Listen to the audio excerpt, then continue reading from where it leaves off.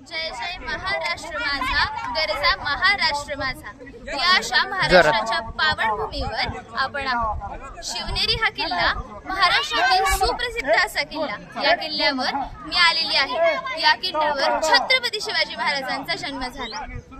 या किल्ल्यावर येण्याचं सौभाग्य भेटलं हीच माझ्या आयुष्यातील खूप महत्वाची घटना आहे. या किल्ल्यावर आल्यावर मी पाहिलं ते म्हणजे बदामी टोक, शिवाजी महाराजांची जन्मभूमी आणि बाकी साऱ्या अशा गोष्टी. देशा कडखर देशा प्रणाम माझा घ्यावा हसनी महाराष्ट्र देश.